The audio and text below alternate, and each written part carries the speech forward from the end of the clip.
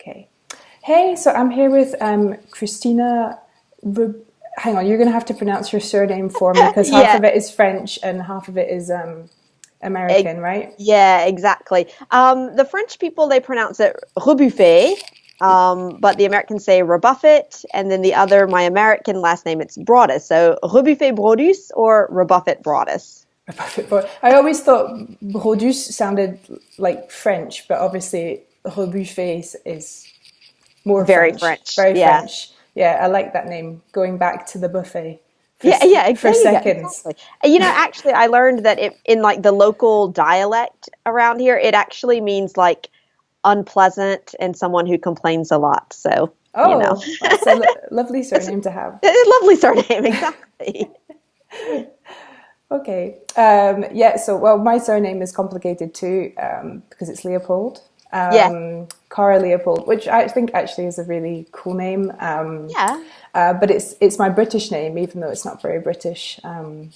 Oh, really? Oh, So, really? yeah, It, it's it, not. it sounds like, yeah, it sounds very like regal, like King Leopold or something. Yeah, well, I don't know if that's where it comes from. Well, there's a lot of people though in Belgium and Germany who are called Leopold, so I don't Mm, know if somehow I have some kind of connection, not that I know of, but yeah, maybe in the distant past.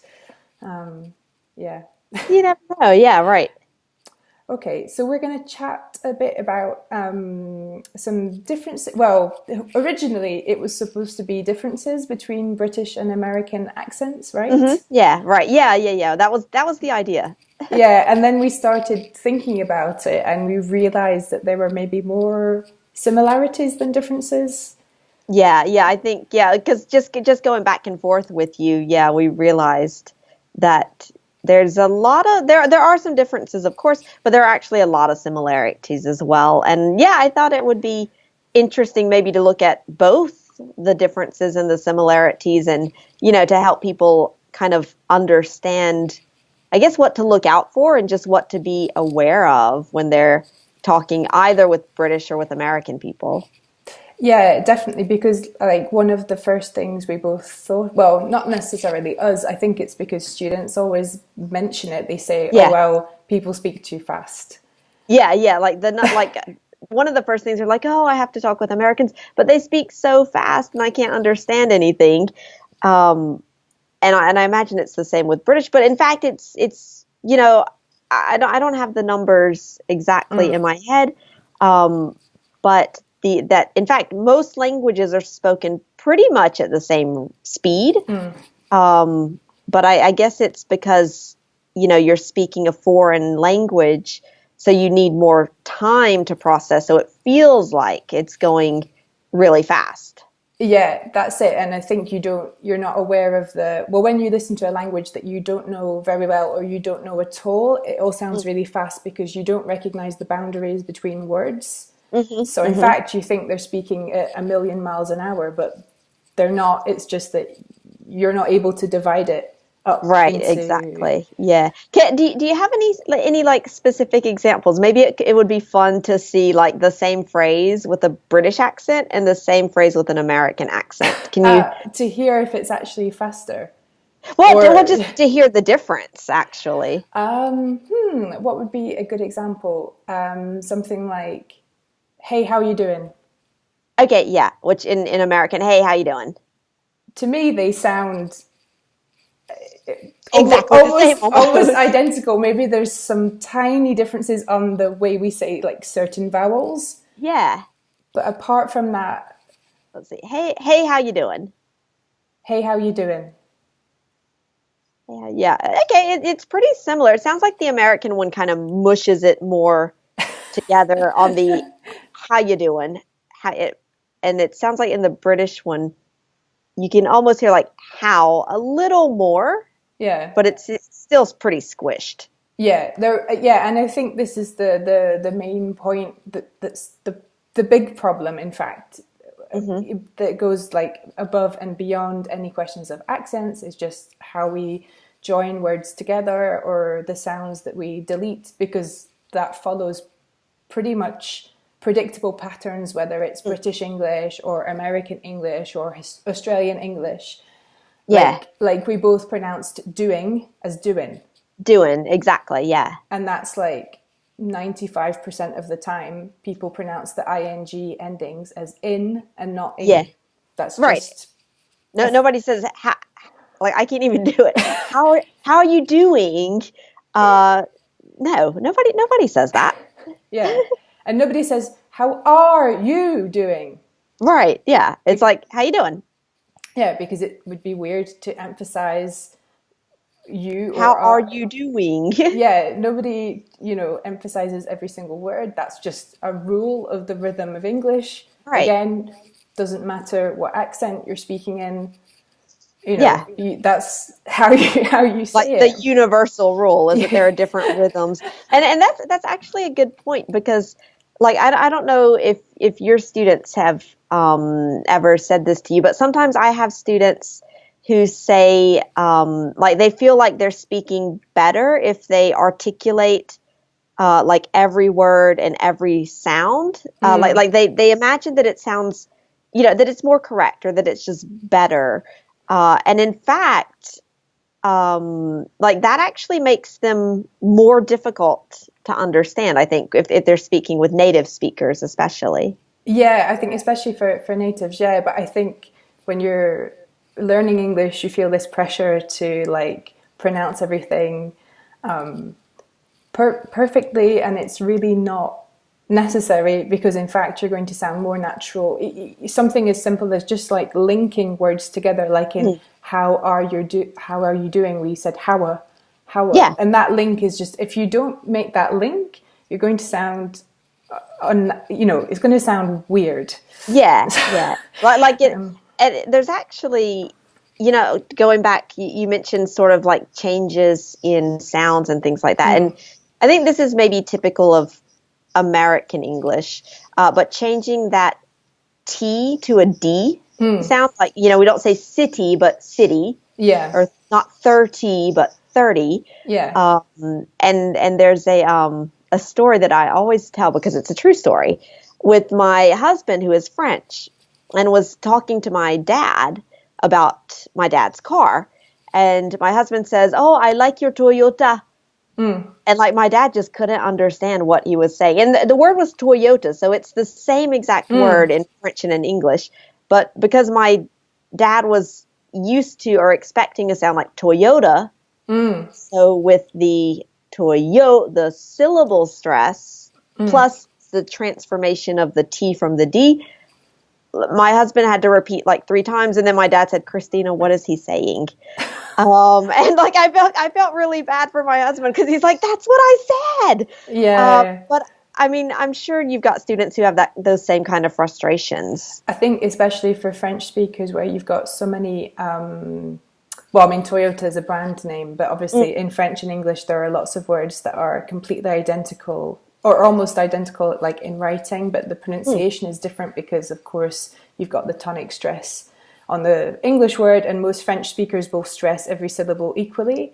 So this is where it gets really frustrating, because people don't understand them, even though if they wrote the word down, like everyone would know what they were talking about. So yeah, and again, that comes back to not so much accent, but actually the rhythm of English, the rhythm of, the syllables in a word, and the words in a sentence. So I was thinking of an example, that just something that popped into my head, but the example of like, I studied photography at university. Because if you write it out, I mean, it's very, very similar between French and English, and probably a lot of Latin languages as well.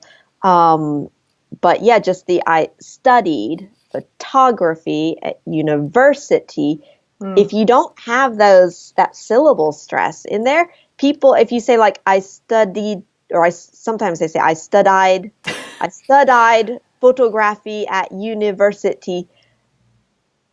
Yeah, I mean, it sounds a little robotic, but also I think it's going to really make the communication complicated, because I don't know, we just don't know what to make of all of these accentuated syllables. Yeah, we don't know how to process it. It doesn't sound, especially if you speak to native speakers who don't speak French or don't speak any other languages and aren't used to interacting with with non-native speakers of the language, like, yeah, they don't know how to deal with that.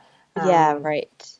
Yeah, and I think that that's actually a really good point, because I think a lot of sometimes when you're speaking a foreign language, and the other person doesn't understand you, you automatically think that it's like your fault. Like, oh, I must have done something wrong. And yet maybe you did mispronounce something, but also I always say that when you're communicating in a foreign language, the two people have to try to meet in the middle. Meaning, okay, you've learned the foreign language, but the native speaker also has to be a little indulgent and be flexible. And I think a lot of times, like you said, native speakers who don't have that experience of learning another language or speaking a lot with people who have learned English as a foreign language, they don't do that. And so it's not the French or the Spanish person's fault, but it's the native speaker who actually needs to do some adapting as well. Yeah, definitely. That's a big issue, I think. Yeah, right. Yeah. Now, what about some things that change? Some sounds that change, like we talked about. How are you? Gonna is a really famous one. Yeah. Are there any? Can you think of any? I guess typically British changes in the sounds. Are there any that are different to American ones? That's a good point, because I don't know. It is. I don't know. That's a good one, but I mean that's the same. Yeah. Do we say gonna because we got that from you, or would that have happened anyway with British English? Because going to, we know already that the ing tends to disappear often, like T sounds disappear all the time from English. So maybe, I don't know if there are any. I think a lot of them do come from American English though, because like you mentioned, I'm going to being reduced right down to amma. Yeah. Which for me, that's an American thing. It's not really even if maybe British people are starting to use it, it's not, originally organically British or something. Like maybe comes from exposure to movies or series or things like that. Yeah, well, definitely. I think all those kinds of changes flow in that direction, like American to British. So we start saying things the same. It's more likely that we're going to pronounce the way you do than even with the success of like Downton Abbey. I don't think American people have started speaking like picking up those British that kind of that really, actually that's a good point. In Downton Abbey, one thing, and this is what my boyfriend does when he like mocks the way British speakers speak French. He aspirates all the consonants, like t, p. He makes them really aspirated. Oh, right. He says that's how I speak when I speak French. It's not true, true, right. So like the British accent is there present in the French language that you're speaking. Yeah. So he says that would be a sign of a British person speaking French would be really aspirated t and p. Even more so than an American speaker. Because like British people speak really much more aspirated. People. So if you want, that's one way to make your accent sound more, and that's something to be careful of. Actually, for me, I know that it is in French, because in French those sort of T and P sounds, you don't let any air out. They're really like tight, kind of tight. So you have to be careful when you're a British speaker not to say je ne sais pas. Or, right, yeah, because then it just like you're completely desperate. and British. So if you want to hide it, you have to. I guess that's another like little difference. But they always seem to happen on the same kinds of sounds, like you're saying. So the T sound in American English, it's more like city, right? And it's a very good American accent there. do you think so? And it's really funny. I've just been working with some students on an interview between Emma Watson, so the British actress who's famous for playing Hermione in Harry Potter, and Ellen, the American comedian on the Ellen show. And I was pointing out that often in American English, the T sounds in the middle of words disappear completely. Yeah, So like the 20. classic 20.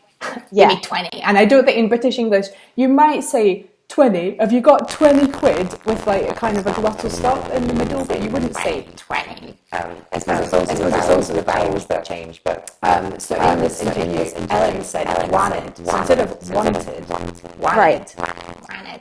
And in the interview, Emma said it the American way too. She said Yeah. wanted. And I was like, is she kind of like, is she influenced by Ellen's accent or like living in, I don't know if she lives in the US, but I guess she travels. Probably goes back and forth a lot. Yeah. So it was funny to like, to hear that because a British version of that might sound a bit like wanted or wanted to go with a glottal stop. And again, that like really strong glottal stop. and like not so nasal. I don't know what it is. Often American vowels sound more nasal, like wanted. Wanted, In fact, wanted. Yeah, like I'm just like doing it and feeling kind of what wanted.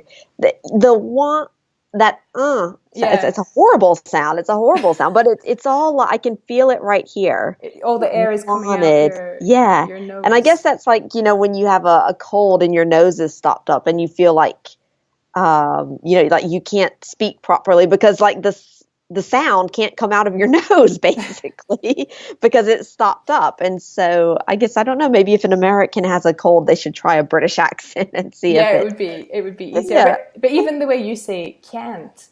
Yeah. Can't. And then in British English would say can't. Right. Yeah. So yeah, definitely like that kind of nasal sound for me is kind of an American thing. But again, maybe in Britain in like 50 years, 100 years, we'll all be speaking like that. American. I don't know. I don't know what's going to happen, but so I can't think. I think we just copy you. Yeah, I think. So, but it's quite funny because I think, for a lot of Americans, anybody who has a British accent is like immediately seen as like, kind of fancy and kind of very well cultured and things. And it's just because of the accent. But, I know that in Britain, there's like a variety of accents. And just from what I've heard, people say, depending on what sort of accent you have, they can kind of judge like your class or your background and things like that. But like for us Americans, it's just like it's all one big British accent, and it doesn't matter which one it is, but it sounds very fancy and lovely. But I think there's not just one British accent. Is that right? No, definitely not. And I think actually it varies an awful lot. I mean, to the extent that like people, they know where you're from, but like within kind of like a couple of mile radius. I mean, that's how kind of, if they're from the same area, they can really pinpoint where you're from. So like originally I'm from Scotland, but I lived in England for a long time. So my accent is a bit mixed, but someone Scottish who's really paying attention would know even what part of Scotland I'm from with an accent, which isn't actually very strong these days. Yeah, so That's how, whereas a lot of people are just like, well, Scottish accent, that's just one thing, but like not at all. Wow. So that's actually really impressive because like in the US, we same thing. We have different accents. Someone from where I'm from in Mississippi, like they tend to talk like this, like, hey, y'all, I'm from Mississippi and we're going to go up to the grocery store and get some biscuits and gravy. And they kind of talk like that. And, someone, of course, from New York, and I'm not very good at a New York accent, but they might talk something like this. Like, hey, y'all. They wouldn't say y'all because it's a northern thing. But what are you guys doing? I'm from New York. And it's a very bad accent. But to say that, the accents are very different, but I'm not sure that we could say like you're from the South or you're from, New York, or maybe you're from the Midwest, but to get it really so specific, that's really impressive, I think, in, about British pronunciation. Yeah, no, I think it can actually, really, like geographically, it's kind of amazing, really. Well, especially if two people are from the same area, like they obviously can really tell. Otherwise, it's just kind of general. Okay, that person's probably from the southwest, this one from the southeast, type thing. But maybe I don't know. Maybe it's because it's a smaller country. obviously the USA is much more vast, so I don't know. Yeah, maybe it's connected to geography. Maybe exactly. it's geographical. I don't know, but I don't know. Yeah, I don't know. But I get the impression that there's a bit less variation apart from, like you say, big kind of trends like Southern, we know is a bit different, or right, whatever, or the New York accent, which is quite specific in some parts. Yeah, exactly. Yeah, no, that's really interesting though. How it's not just the British accent or the American accent, but it's very, nuanced. Lots of different ones. But then there's like some core things that like always happen in all accents of British English, for instance. So we talked about glottal stops. So that's what we do to instead of pronouncing a t with a nice breathy, lots of breath coming out. Normally we replace it with a sound called a glottal stop. So that's why in British English, people, instead of saying but, people say but. But that's very British. That's a very British thing. And some people are like, well, that's only certain accents of UK English, but really everybody does it, because when you speak, you haven't got time to say but, that, right, what. And a lot of students are really shocked when they discover these words are pronounced but, what, that. It's kind of a disturbing, a shock. Because obviously, I was going to say just a question there, because you're talking about like the glottal stop with the T's and like what being pronounced like what. For example, I'm thinking of an example that I often use, and it's like, what if we articulate it? What are you going to do? Let's say. And in the American accent, that "what are you" becomes something like "what are you?" Yeah. Or even watcha, yeah. And is it the same thing in British then? Does it become the "what are you," or does it become something like "what are you"? I think it could become what are you, or it could become watcha. I think it's more likely to become watcha. Watcha, okay, yeah. And I think that's something that students really need to be aware of for so many questions in English. Like, do you, for example, is going to become j a lot of the time. Exactly. Do you want to go? Do you want to go out to eat? Yeah. What are you doing? What you doing? And this is where it gets a bit disturbing, because, again, like when you learn English, you learn the question structures are quite hard, and so you're learning to put together the grammar, and you're probably learning like quite a correct pronunciation, like what are you doing? And then you learn later on that nobody is saying that apart from in sort of textbooks with scripts, because right, the reality is closer to watcha. Exactly. And I think that's maybe one of the I guess the big gaps, is like, for someone who's studying English and they're using maybe a course book with a CD or something, it's very scripted and it's very clearly articulated. And then they get out into the real world and they don't hear things like, "Oh, hello, how are you today?" "I'm fine. How are you?" It's like, "Hey, how you doing today?" "Good. How about you?" And it's just this, nothing like what they learned in school. And so they don't have it's like they just don't have the knowledge of the language, the real world language, to be able to process it, or, even to respond in a way that's going to feel natural for the people who are listening. Yeah, definitely. And again, there's this obsession with like, well, I need to learn more words, I need more phrasal verbs, it's all slang. And in fact, it's not. It's the basic words that you've known since your first day of school in your first English lesson that are actually the ones that sound the weirdest, or that are hard to catch, or that they get so reduced that they just sound, like other words. Yeah, they do, or they're just impossible to even perceive. It's really hard, and that often happens to the most frequent words. So I think it's frustrating. I've worked with people who have very high levels of spoken English, like basically fluent spoken English, who still can't catch, very fast, spoken British English, especially when there's kind of a regional accent. They just really struggle. So I think that's frustrating too, if you have like a gap between your spoken level and your ability to perceive, it's kind of annoying if you've been learning for a long time. Yeah.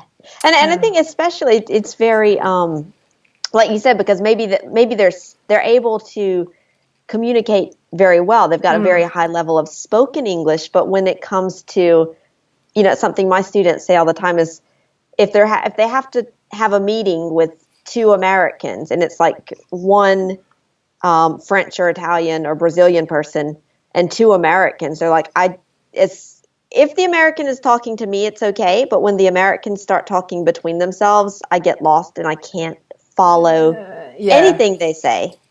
And it's, it can make the student feel really bad about themselves because they're like, but I I have no problem speaking. I can understand John when it's just me and him.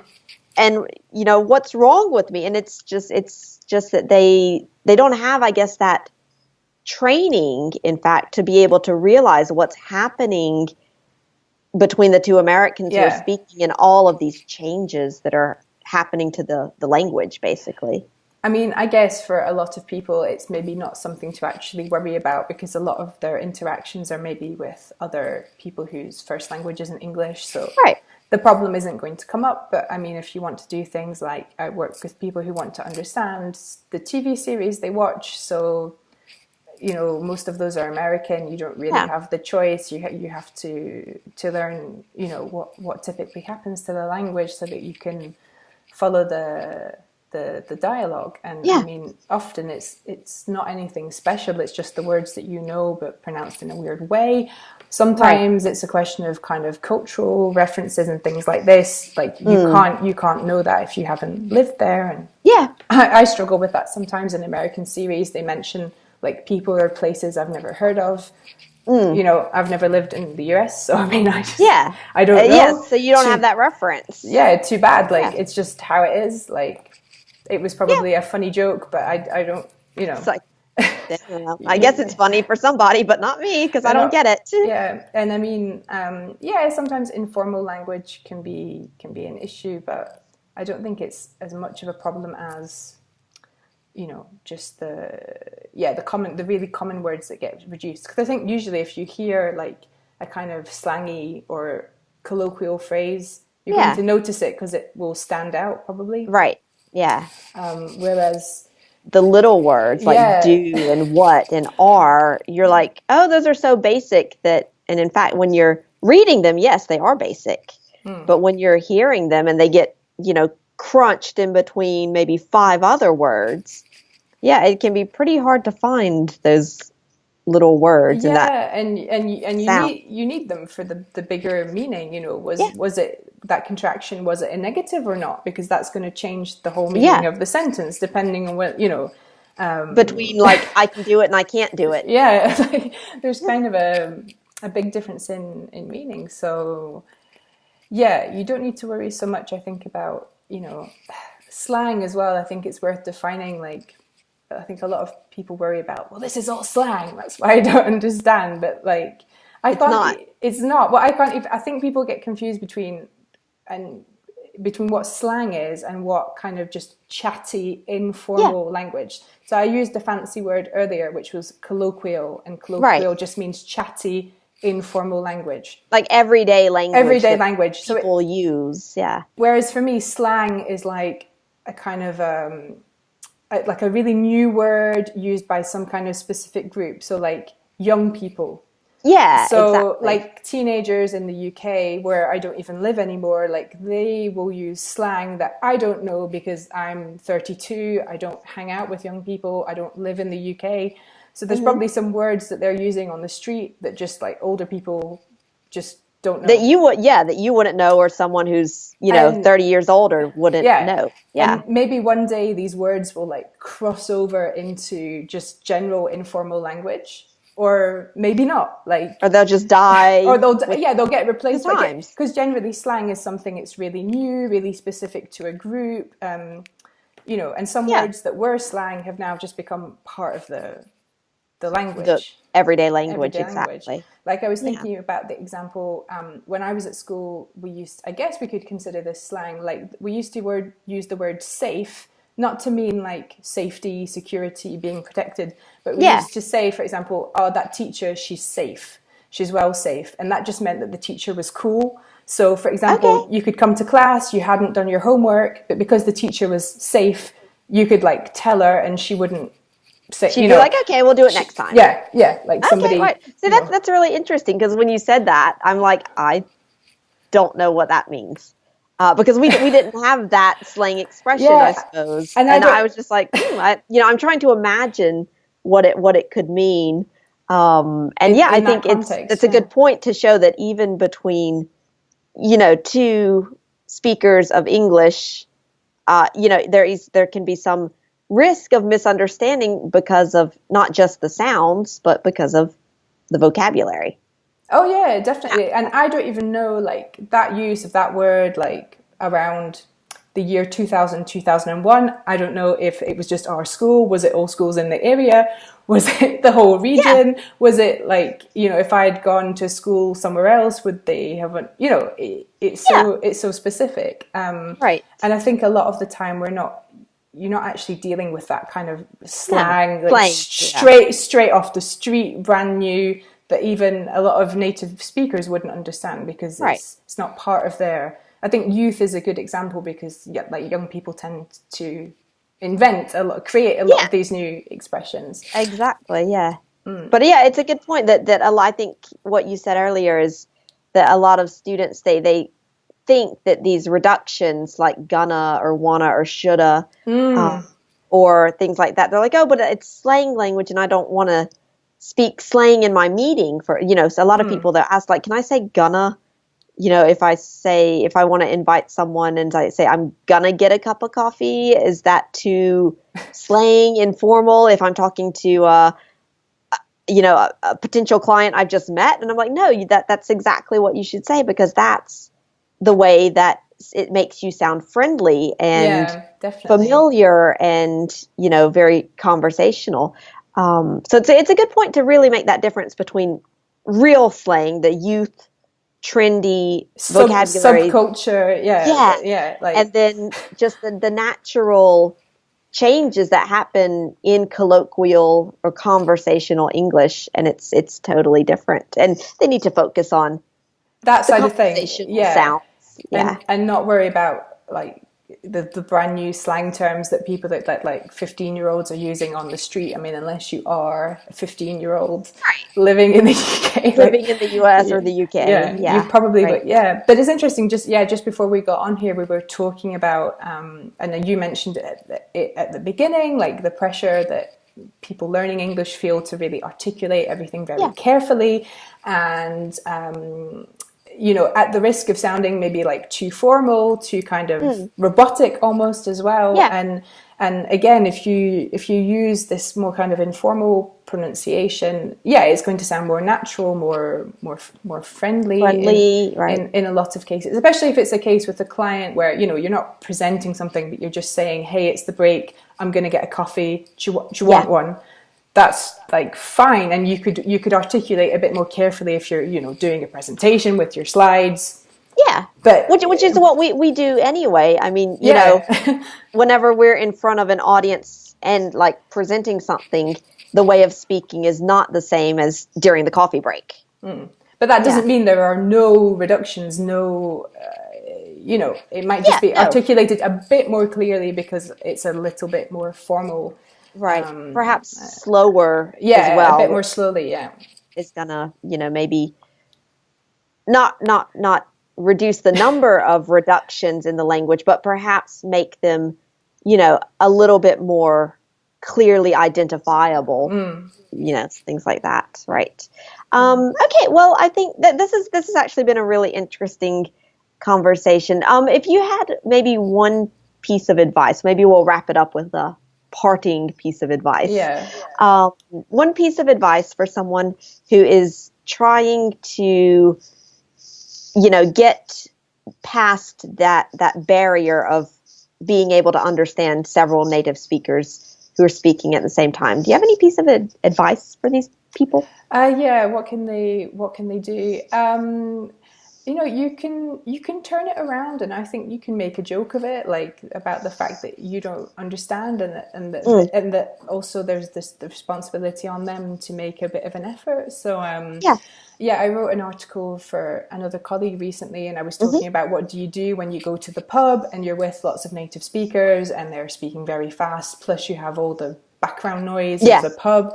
And I said you can make a joke of it, like if they're talking about something like so specific that you would never know, like they're talking about, I don't know, TV programs they used to watch on TV when they were a kid, but obviously you weren't there, you have no idea, so you can make a joke like, hey, the foreigner doesn't get it, like, can you change the subject or something like this? Just like make it, and maybe ask like an like tell me about or tell me about or I'll tell you about the ones we used to watch, where I'm from, and just gently kind of remind them with some humor that they need to make a bit of an effort. I think just in some situations people forget as well. Exactly. Especially if the person whose language is not English has a good enough level to be able to communicate fairly, let's say, naturally. I think we do very quickly forget that not everyone has the same cultural background just because they speak the language. Yeah, exactly. No, unfortunately, it can be a handicap if you speak well. That's a really good point.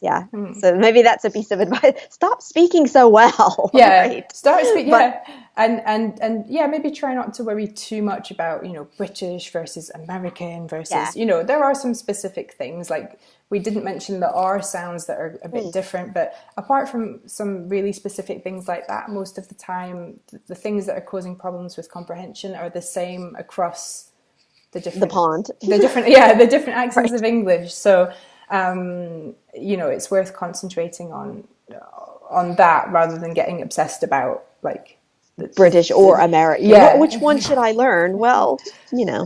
You need a bit of both. And I mean, if you're doing any work, I mean that's better than no work, rather than maybe worrying so much like, am I studying the right accent? Just whatever you're doing is going to help you in the greater scheme of things. So indeed. Okay, cool. Right. Well, Cara, I really enjoyed talking to you, and I really hope that the people, as they're listening, they can actually hear the differences between like when I'm speaking and when you're speaking, just because that's one of the joys of English, is all of this rich variety that's out there. Definitely. Oh yeah, definitely. And it's a really good feeling when you realize, that person is British, that person is American. Exactly. Definitely. Okay, great. Okay, all right. Thanks so much, and I'll see you soon then. Thanks. Bye-bye.